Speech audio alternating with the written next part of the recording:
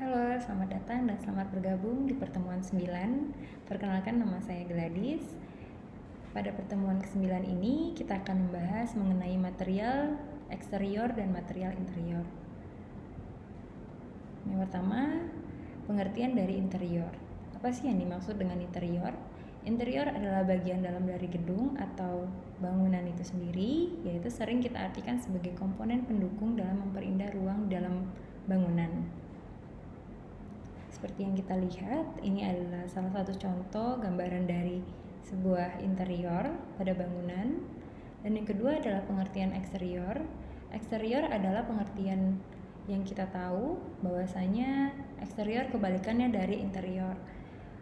Bangunan-bangunan yang memiliki eksterior ini atau pengertian-pengertian eksterior ini sendiri adalah bagian-bagian yang terdapat di permukaan luar bangunan. Nah, pada bagian ini, bagian eksterior itu membutuhkan kefokusan dalam pemilihan dan penataan komponen pendukungnya, serta material-material yang diperlukan dan digunakan pada luaran bangunan itu sendiri. Seperti yang ada di layar, yaitu adalah salah satu contoh dari gambaran eksterior bangunan atau landscape yang berada di sekitaran luar bangunan. Nah, kita masuk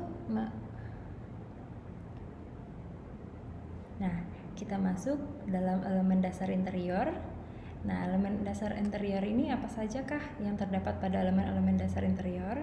Yang pertama adalah terdapatnya prinsip-prinsip interior itu sendiri, yaitu proporsi serta skala. Yang kedua, warna, focal point atau daya tarik ruang, ritme, detail, dan keseimbangan. Jadi di dalam interior itu harus memiliki beberapa prinsip-prinsip yang ada dalam desain yang kita buat atau yang kita rancang. Lalu contoh elemen dari interior itu yang terdapat pada ruangan-ruangan tidur, ruang tamu, ruang keluarga, ruang makan, dan ruang dapur. Seperti yang kita tahu, di setiap bangunan memiliki ruang-ruang tersendiri. Nah, itu adalah contoh-contoh elemen dari interior. Selanjutnya, kita memasuki dengan elemen dasar eksterior. Apa sih elemen-elemen dasar eksterior itu sendiri? Elemen dasar eksterior merupakan kebalikan dari elemen dasar dari interior, yaitu segala sesuatu atau benda yang ditata dengan baik yang membuat perubahan yang signifikan, karena setiap bangunan ataupun desain dari yang kita rancang pasti dari luar bangunan itu sendiri yang akan dilihat terlebih dahulu. Nah, elemen ruang pada penataan eksterior bangunan terdapat skala berkaitan dengan kesan yang ingin ditampilkan oleh penampilan bangunan. Yang kedua adalah tekstur, nilai raba yang bersifat nyata, terdiri dari lembut, kasar, ataupun licin. Itu berpengaruh dengan material-material yang digunakan dalam perancangan eksterior itu sendiri. Yang ketiga adalah bentuk. Bentuk ini berkaitan dengan gaya yang ingin dipakai. Nah, di sini dimaksud dengan konsep-konsep apa saja yang akan kita rancang untuk desain eksteriornya itu sendiri memiliki bentuk-bentuk dan mempengaruhi bentuk-bentuk eksterior itu. Yang terakhir adalah warna untuk memperjelas karakter objek sekaligus memberi aksen pada bentuk dan bahannya. Ini salah satu gambaran eksterior pada rumah.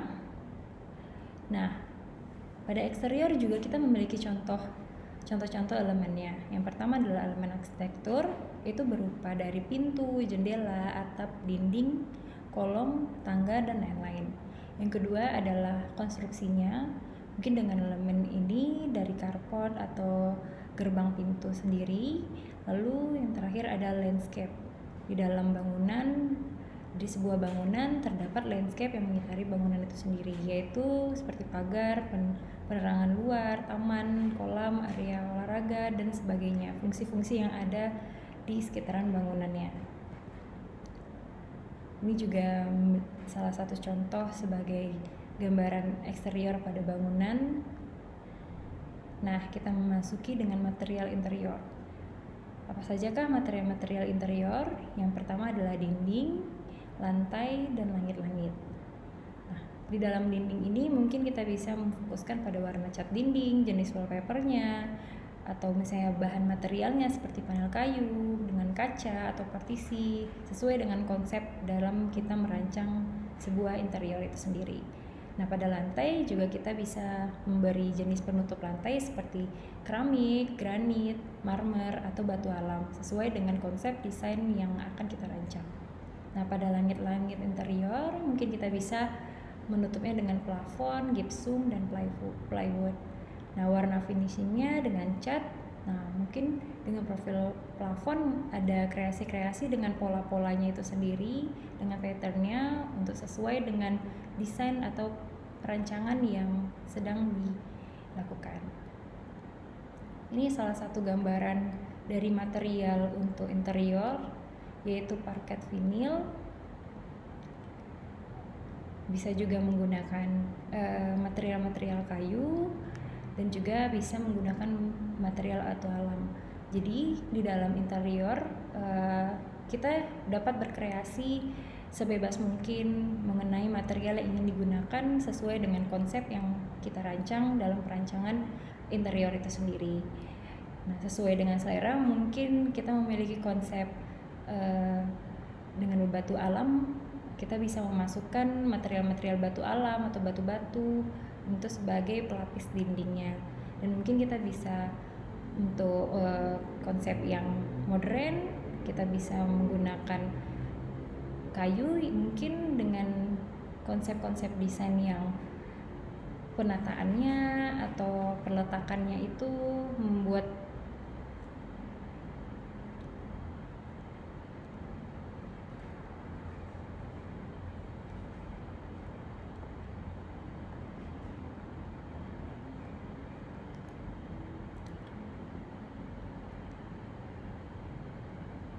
Baiklah, kita akan masuk di material interior. Nah, apa sajakah material-material interior? Yang pertama adalah dinding, lantai, dan langit-langit. Di dalam interior kita selalu melihat adanya dinding, lantai, dan langit-langit. Di dalam dinding kita bisa juga melihat atau memfokuskan pada warna cat dinding, atau juga bisa menggunakan jenis wallpapernya atau material-material yang kita gunakan seperti panel kayu, kaca, atau partisi. Nah, pada lantai kita bisa melihat dari penutup lantai itu sendiri dengan keramik, menggunakan keramik, granit, material marmer, atau material batu alam.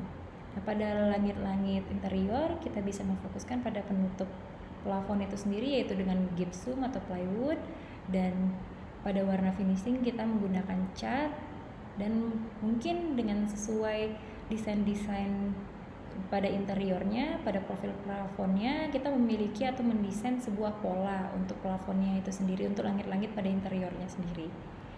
Ini adalah salah satu gambar mengenai interior material pada interior, yaitu parket vinil, lalu menggunakan material kayu dan menggunakan material batu alam. Kembali ke kita lagi sebagai arsitek ataupun kita dalam mendesain perancangan interior, kita bisa melihat material-material sesuai dengan konsep-konsep yang kita buat dalam mendesain interior itu sendiri. Selanjutnya kita memasuki material eksterior. Material eksterior ini sendiri memiliki elemen-elemen arsitektur, konstruksi, dan landscape. Nah, pada elemen arsitektur itu sendiri terdapat pintu, jendela, atap, dinding, dan tangga. Nah, pada konstruksinya ada pada carport dan pintu gerbang. Pada landscape-nya mungkin ada pagar, penerangan luar, pada taman, tanaman-tanaman, kolam, atau area-area olahraga atau fungsi-fungsi lainnya yang diletakkan pada landscape sekitaran luar atau eksterior bangunan. Nah, ini salah satunya contoh bahan cladding. Cladding adalah bahan-bahan yang sebagai penyelimut bangunan atau selimut bangunan ini menambahkan kesan tersendiri untuk konsep desain yang telah dirancang oleh seorang arsitek.